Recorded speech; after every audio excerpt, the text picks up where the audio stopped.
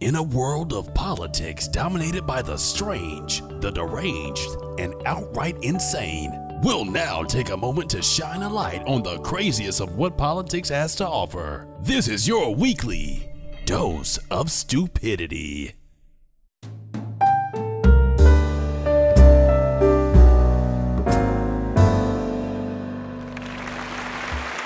You didn't want this huge contribution from the King of Morocco just as Clinton was announcing for president. Well, I didn't want anything on her schedule that was going to distract from the campaign. And again, the Clinton Global Initiative had this meeting scheduled in Morocco. But it was the big money from a foreign person to the foundation at the time she's running for president.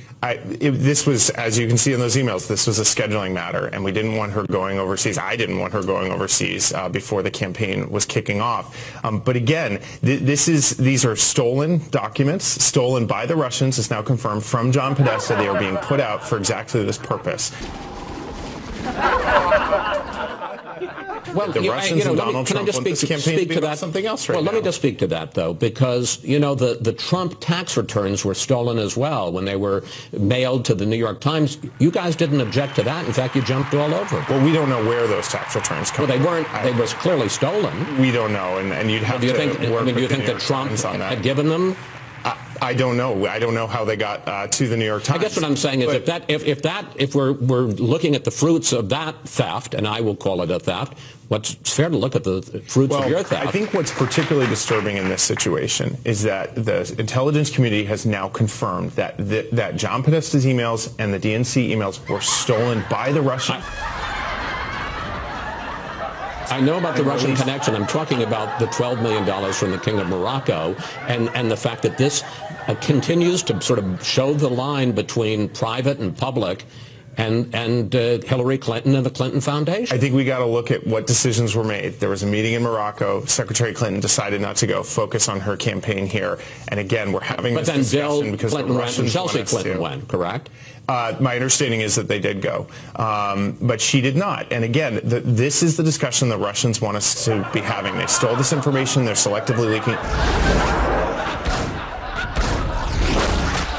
I can't even verify any of the information that you have there. We simply don't have enough time as a campaign I promise you, if these were not true, you'd tell us. And we are trying to go through some of them as we can, but we don't have time to go through them all.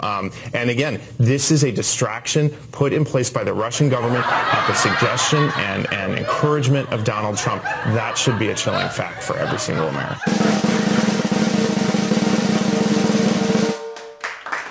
People don't like the idea of money going to the Clinton Foundation in exchange for access to the then former Secretary of State. I mean, you can understand why that would trouble people. Absolutely, and it's not true. Again, I'm glad you raised the question because people should understand that never took place. Secretary Clinton always met the highest ethical standards. Secretary Clinton always met the highest ethical standards when she was Secretary of State. When she was United States Senator, there were systems put in place to prevent exactly what you're talking about. And again, the Russians illegally stole these emails. They're selectively dumping them out. I can't even verify whether the actual content in them is real. But this is the conversation they want us to have versus how Hillary's going to create jobs.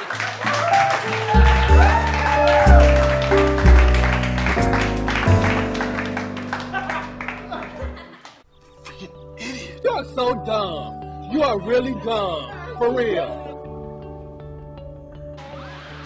Stupidity.